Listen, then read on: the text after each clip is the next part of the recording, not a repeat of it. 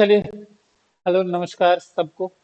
आज हम लोग रिवेन्यू चैप्टर करेंगे। लास्ट क्लास में हमने रिवेन्यू के जो है बेसिक टॉपिक किए थे। चलिए एक बार मैं 2 मिनट में रिवाइज कर देता हूँ, फिर जो है आज हम लोग इसको कंप्लीट करेंगे। रिवेन्यू बहुत ही छोटा चैप्टर है, लेकिन 1 नंबर का क्वेश्चन TI 3 में आया था।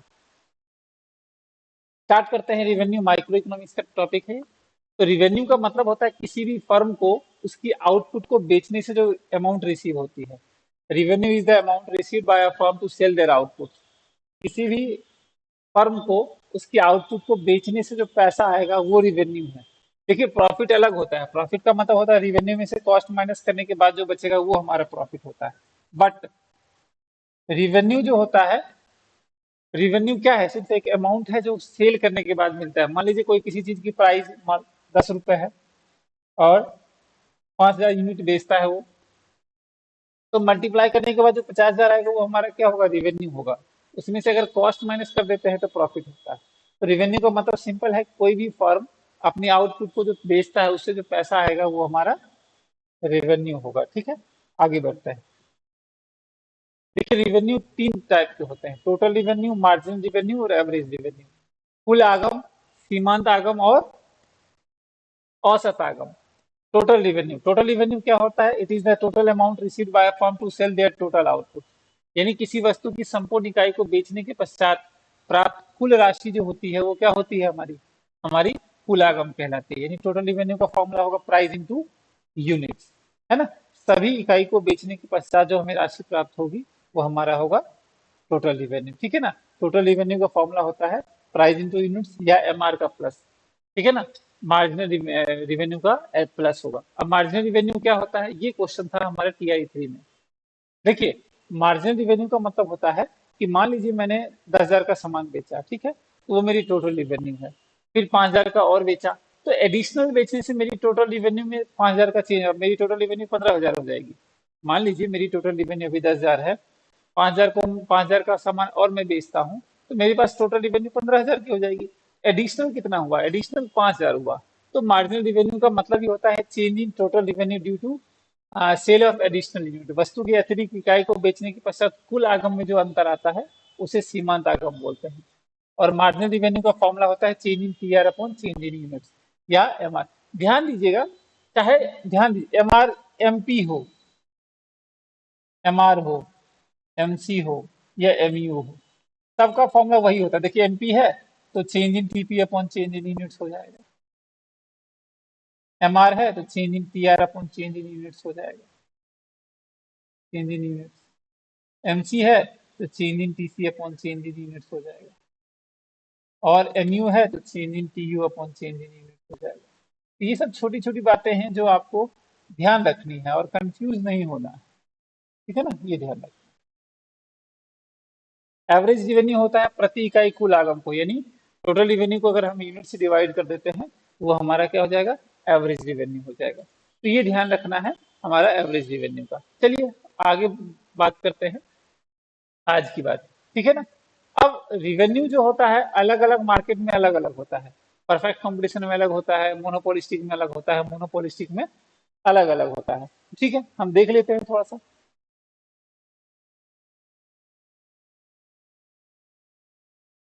परफेक्ट कंपटीशन की बात करेंगे सबसे पहले।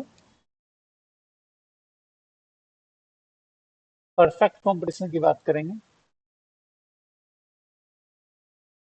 परफेक्ट कंपटीशन,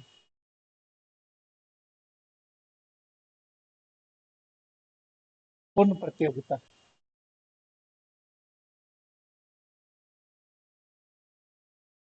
पूर्ण प्रतियोगिता,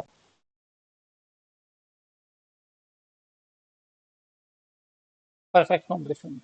अब परफेक्ट कंपटीशन होता क्या है आपको पता होना चाहिए कुछ। देखिए, परफेक्ट कंपटीशन, मोनोपोली, मोनोपोलिस्टिक हम मार्केट वाले चैप्टर में पढ़ेंगे, लेकिन थोड़ा सा मैं बता देता हूँ परफेक्ट कंपटीशन मार्केट जो होता है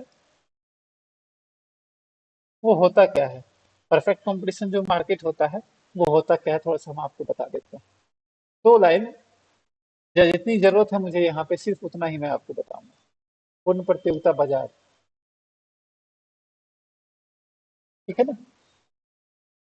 इस मार्केट, देखिए ये एक ऐसा मार्केट होता है, बस 2 3 मैं लाइन लिख देता हूँ। ऐसा मार्केट होता है जहाँ पे असंख्य क्रेता होते हैं, सॉरी असंख्य विक्रेता,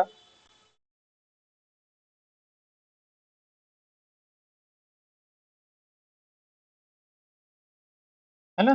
लार्ज नंबर ऑफ सेलर्स होते हैं,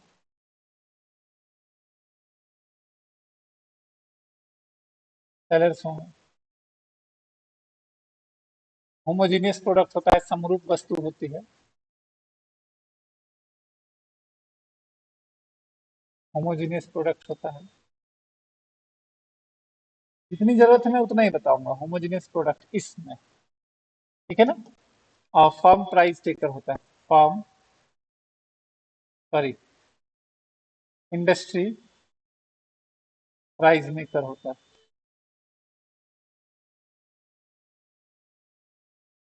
जो कीमत निर्धारक होता है।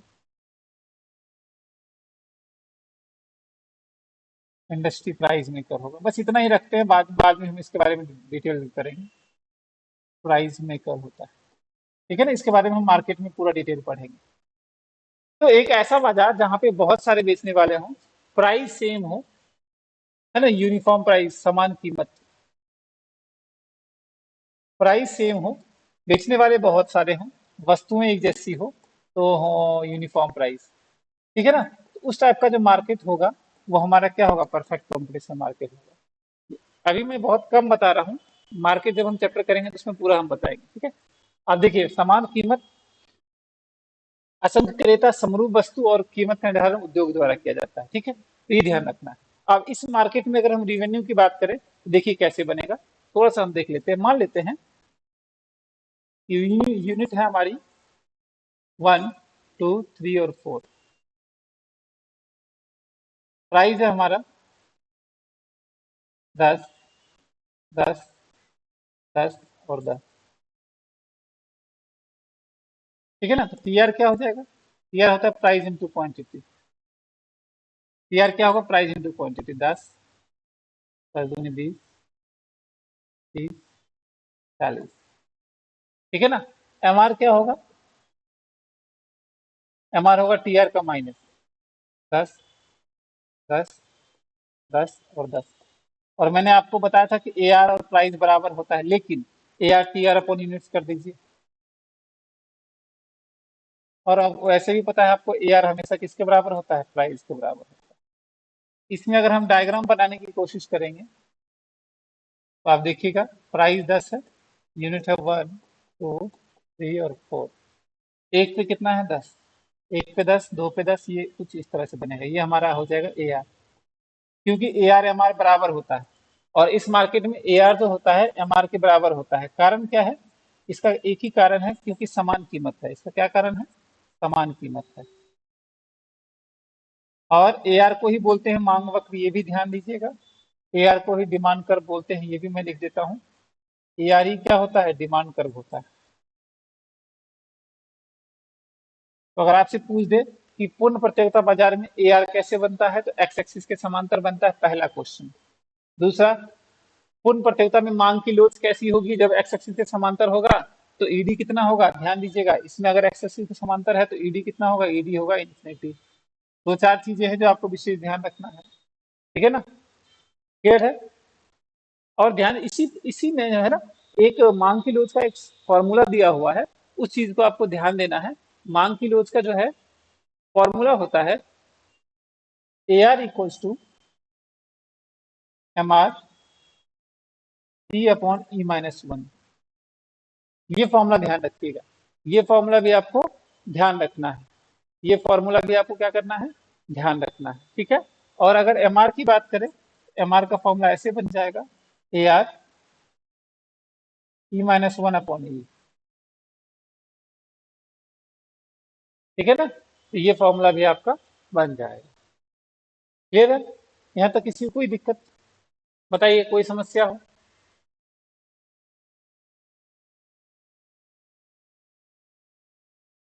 और एक चीज मैं आपको ये भी बता दूं कि ए आर, और सॉरी, एम आर और ए आर, और आपको पता है कि मांग की लोच कैसी होगी, इन्फिनिटी होगी, तो हम ऐसे लिख सकते हैं इन्फिनिटी -1 अपॉन इन्फिनिटी। तो ये कुछ नहीं होगा, तो एम आर इक्वल टू क्या हो जाएगा, ए आर हो जाएगा इस बाजार में।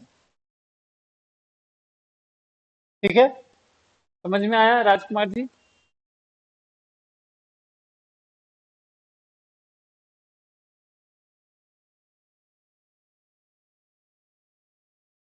कोई समस्या?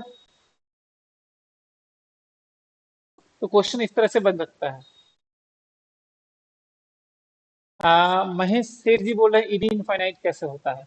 महेश जी यहाँ पे देख रहे हैं कीमत समान है, और कीमत समान होने के बाद भी मांग बढ़े और कम हो। याद कीजिए वो दिन, याद कीजिए वो दिन जब हम बताते थे आपको कि ईडी का फॉर्मूला था मांग में प्रतिशत परिवर्तन अपन कीमत में प्रतिशत परिवर्तन। कीमत में कोई परिवर्तन ही नहीं हो रहा है, 0% का। और मांग में कुछ भी चेंज होगा, मान लेते हैं 10% चेंज हो रहा है, देख रहे हैं मांग बढ़ रहा है, कम भी हो सकता है, यहाँ पे ईडी इन्फिनिटी आ जाएगी। है ना, ये बताया था आपको, याद होगा महेश जी? क्लियर है? कोई समस्या यहाँ तक? नहीं होनी चाहिए। सर आगे बढ़े। और जो भी हमें यूट्यूब पे देखते हैं, अगर आप हमारे कोर्स को परचेज करना चाहते हैं तो आईओसी सुपर 50 ऐप डाउनलोड कर लीजिए। या जो है नंबर्स दिए होते हैं, उसमें नंबर जो है आप वहाँ पे कॉल कर सकते हैं, और कॉल करके आप जो है कोर्स परचेज कर सकते हैं। 844971771784 पे। ठीक है, कोई दिक्कत यहाँ तक आप लोगों को?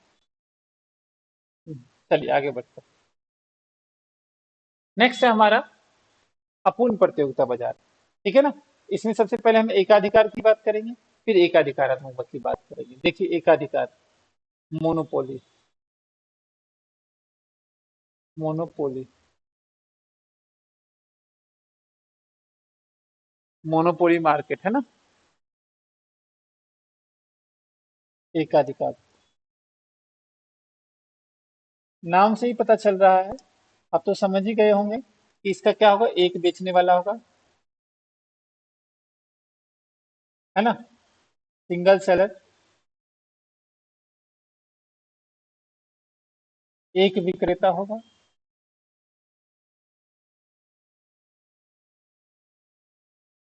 एक विक्रेता होगा। दूसरा, ये हो गया सिंगल सेलर हो गया, पहली बात। दूसरी बात, फॉर्म जो होता है, price, taker as well as maker दोनों होता है।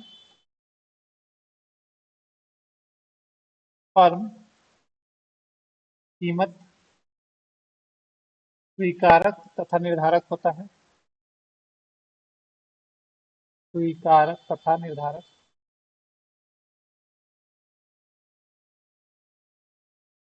स्वीकारक और निर्धारक दोनों होगा। ठीक है, और इस बाजार में कीमत अलग अलग होता है, कीमत विभेद होता है।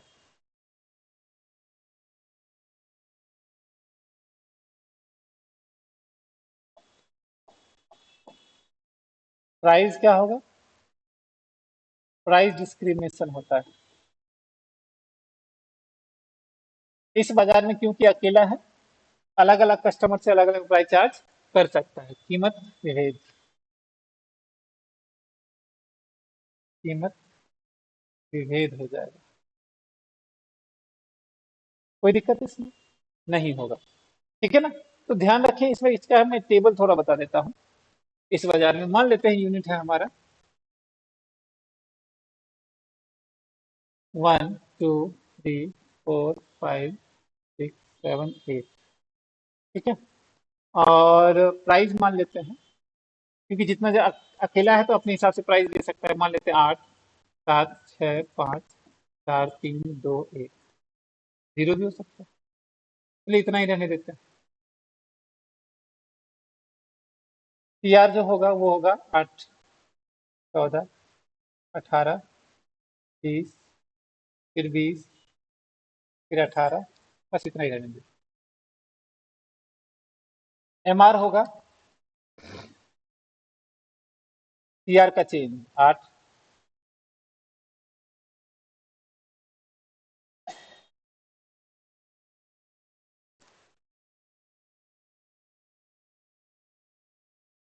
दो, जीरो माइनस 2। ठीक है ना, 1 मिनट रुको पानी।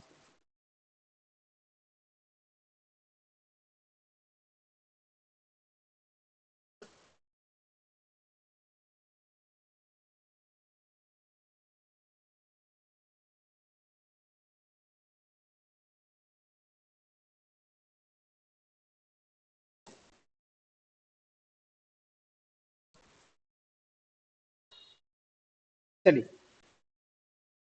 तो ए आर क्या होगा, A R T R upon units कर देंगे, टी आर अपॉन यूनिट्स कर देंगे, 8, 7 है, और ए आर प्राइस के बराबर होता है, तो इसमें क्या दिमाग लगाना, ठीक है ना। और आप इसका जब डायग्राम बनाएंगे ना, तो डायग्राम कुछ इस तरह से बनेगा, कुछ इस तरह से बनेगा, ध्यान रखिएगा, ये हमारा ए आर है और ये हमारा एम आर बनेगा इस तरह से,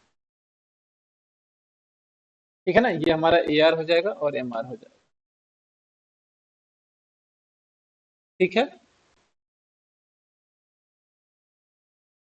यानी कहने का मतलब ये है कि आपको इस बाजार में ए आर ज्यादा मिलेगा किससे, एम आर से। और अगर ए आर ही मांग वक्र है, ए आर ही मांग वक्र है, डिमांड कर्व, तो आप मुझे बताएंगे ए आर डिमांड कर्व कैसा बनेगा। मैं लिखूंगा नहीं, क्योंकि आप लोग उतने छोटे तो हैं नहीं। अगर ए आर मांग वक्र है तो आप जान सकते हैं कि ए मांग वक्र कैसा बनेगा एक अधिकार में, डाउनवर्ड स्लोप, है ना, ऋणात्मक ढाल वाला बनेगा। कैसा बनेगा, ऋणात्मक ढाल वाला बनेगा। यहाँ तक कोई दिक्कत आप लोगों को बताइए, कोई समझने में कोई दिक्कत, ठीक है।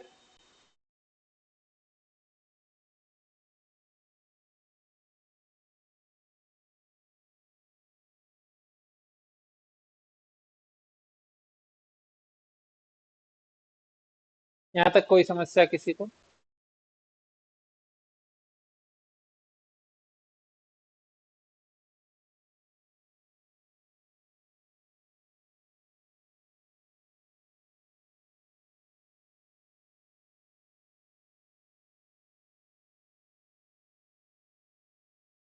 और ये जो दिया हुआ है ना, ध्यान रखिएगा, ये वाला, ये श्रीमती जॉन रॉबिन्सन का दिया हुआ है, श्रीमती जॉन रॉबिन्सन,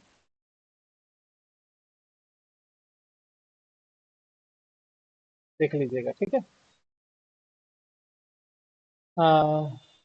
स्लोप कैसे पहचानते हैं, स्लोप ये है, देखिए ये स्लोप है, स्लोप डाउनवर्ड है, और इसमें स्लोप क्या है, पैरेलल है, ठीक है। चलिए आगे बढ़ते हैं। नेक्स्ट है हमारे पास एकाधिकारात्मक बाजार, एकाधिकारी या एकाधिकारात्मक, मोनोपोलिस्टिक बोलते हैं इंग्लिश में।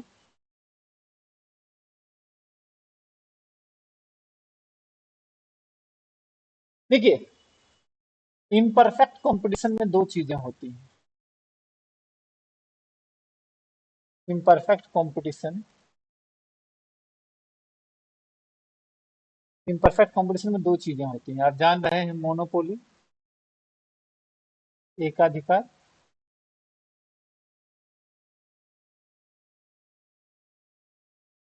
और एकाधिकारात्मक, मोनोपोलिस्टिक,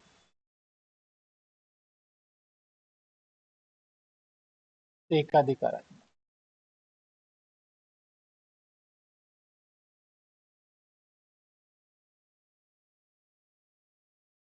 ठीक है, ये ध्यान रखें। तो मोनोपोलिस्टिक कंपटीशन की बात करेंगे।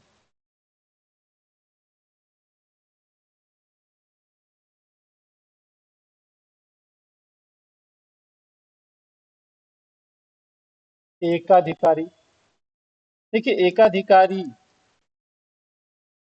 या एकाधिकारात्मक बात एक ही है, या एकाधिकारात्मक,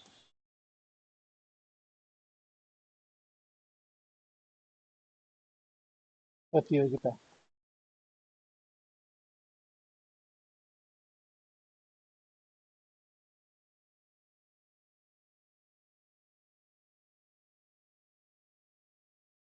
ठीक है ना, कोई दिक्कत यहाँ तक। यानी मोनोपोलिस्टिक कंपटीशन एकाधिकारी या एकाधिकारात्मक प्रतियोगिता, इसमें देख लेते हैं, ठीक है, इसमें देख लेते हैं। देखिए ये कैसा बाजार होता है, तो यहाँ पे एक ऐसा बाजार होता है जहाँ पे असंख्य क्रेता विक्रेता होते हैं, लार्ज नंबर ऑफ सेलर्स होंगे। दूसरा, डिफरेंट प्रोडक्ट होता है, प्रोडक्ट डिफरेंशिएशन। डिफरेंशिएशन। तीसरा, प्राइस अलग अलग होता है, डिफरेंट प्राइस।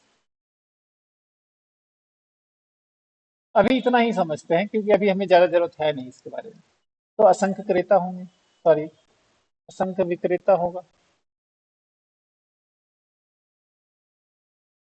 पहली बात।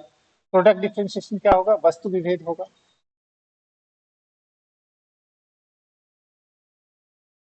नेक्स्ट होगा डिफरेंट प्रोडक्ट, अलग अलग कीमत होगी,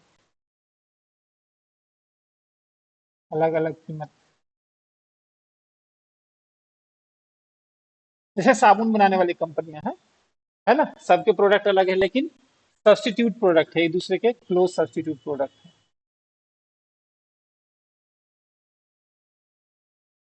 क्लोज सब्स्टिट्यूट प्रोडक्ट, ठीक है। क्या होगा? प्रतिस्थापन, मतलब निकटतम प्रतिस्थापन होगा।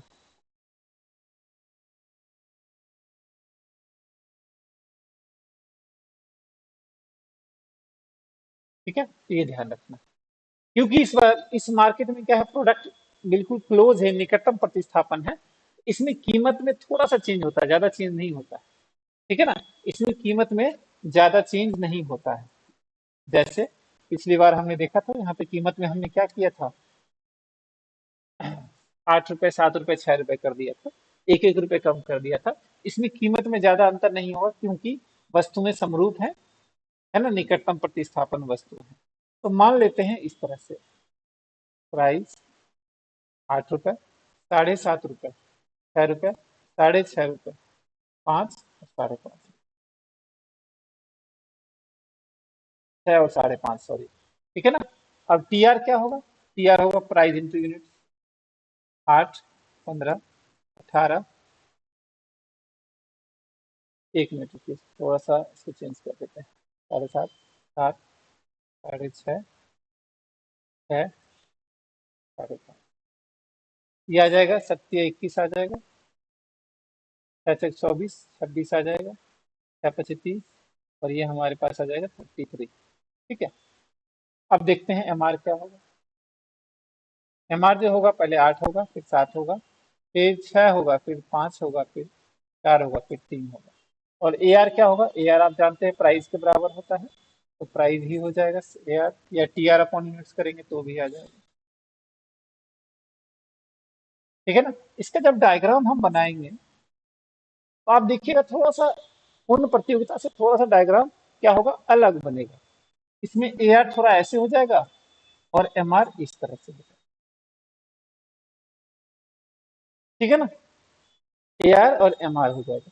अब देखिए ये क्या, फ्लैटर है, और ये क्या है, स्टीपर है, मतलब थोड़ा दबा हुआ है, और ये फ्लैटर है। तो यहाँ पे मांग की लोच एक से ज्यादा आ जाएगी, ये क्या है, फ्लैटर हो गया, फ्लैटर। यानी पूर्ण प्रतियोगिता बाजार, मोनोपोलिस्टिक मार्केट में ईडी, ए आर एम आर से ज्यादा होता है। ध्यान दीजिएगा, यहाँ पे भी आपको ए आर ज्यादा होगा एम आर से, ए आर ज्यादा होगा एम आर से। और A R he demand curve होता है, तो आप जान रहे हैं A R he demand curve होता है, तो डिमांड कर्व डाउनवर्ड भी होगा।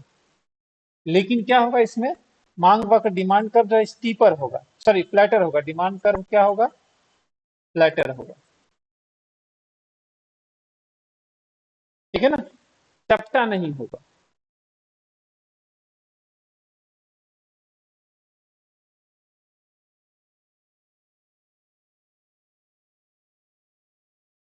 कोई दिक्कत यहाँ तक बताइए, आप लोगों को समझ में आया स्लोप?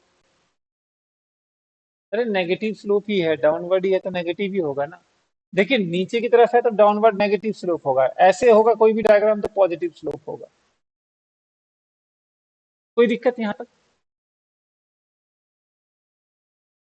बताइए, आपको कोई समस्या है यहाँ पे, कोई प्रॉब्लम?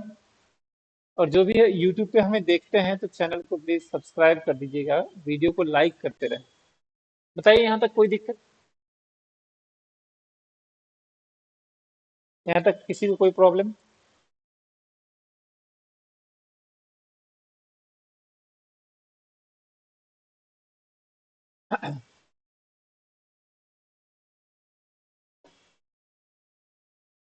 चलिए, नहीं होनी भी नहीं चाहिए। आगे बढ़ते हैं। अब आप ये चीज ध्यान दीजिएगा, अगर आपसे बोल दे तो मुझे ये बताइए कि ये AR MR है, किस बाजार में है, तो क्या बताएंगे? फटाफट बताइए।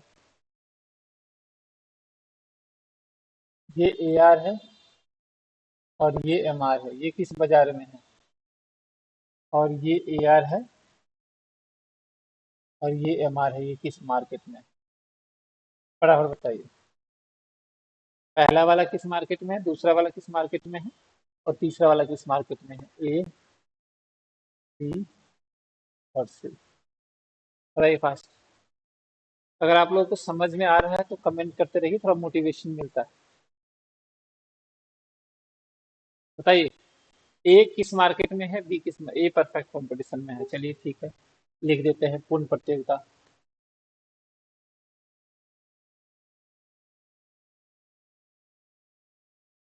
दूसरा मोनोपोली है।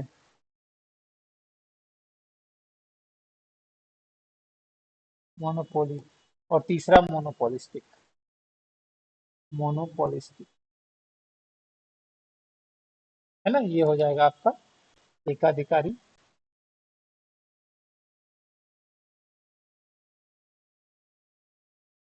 ये होगा एकाधिकार।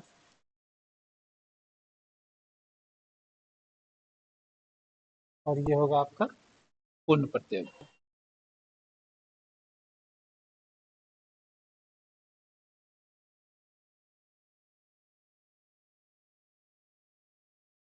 पूर्ण प्रतियोगिता।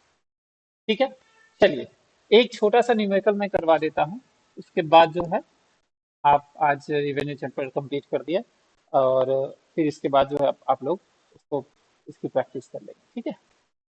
मान लेते हैं 1 2 3 4। MR दिया हुआ है पहले पे 10, फिर TR दिया हुआ है 18, फिर AR दिया हुआ है 8, फिर ये दिया हुआ है।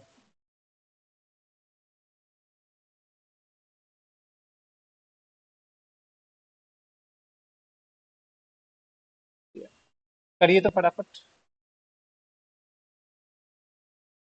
ठीक है, 1 मिनट में कीजिए।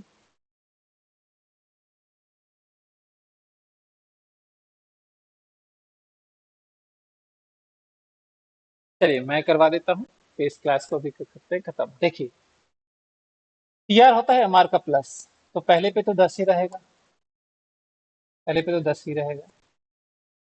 ठीक है। AR होता है TR अपॉन यूनिट, 10 हो जाएगा। ठीक है। नेक्स्ट, MR होता है TR का चेंज 8 आ रहा है। ठीक है। AR होता है TR अपॉन यूनिट्स, दिया जाएगा 9। अब यहाँ पे TR निकालना है, AR दिया हुआ है, AR इंटू यूनिट्स TR आ जाएगा 24। ये माइनस ये कर देंगे तो ये आ जाएगा 6। TR होता है MR का प्लस, 24 और 4 28। और AR होता है TR अपॉन यूनिट 7। ठीक है ना। एक सिंपल सा छोटा सा क्वेश्चन था। चलिए, थैंक यू। और इसका मैं क्लास PDF में टेलीग्राम पेड वाले बैच में टेलीग्राम में मैं डाल देता हूँ। और बाकी जो हमें यूट्यूब पे देखते हैं, प्लीज चैनल को सब्सक्राइब करें, और कोर्स लेना चाहते हैं तो मैंने आपको बता ही दिया है।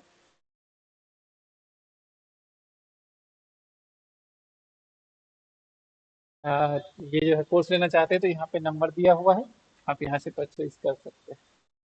शायद मैंने नंबर लिखा था कहीं, आप देख लीजिएगा। ठीक है, वहाँ से कोर्स परचेज कर सकते हैं। ठीक है, 97177717 ये नंबर है, 97177717। रवि कांजी बोल रहे हैं, सर आपने TDC का आकार एस का बताया है, लेकिन मैं उल्टा एस आकार पढ़ा हूँ। एस आकार, सॉरी, हाँ उसमें उल्टा एस आकार का ही हुआ, बिल्कुल सही बोल रहे हैं, एस आकार का लिखा था, उल्टा एस आकार का, उसको ठीक कर लीजिएगा। रविकांत जी आप सही पढ़े हैं, मैंने वहां पे गलत लिखा होगा, उल्टा एस आकार का ही होता है, तो ठीक कर लीजिएगा। चलिए, थैंक यू।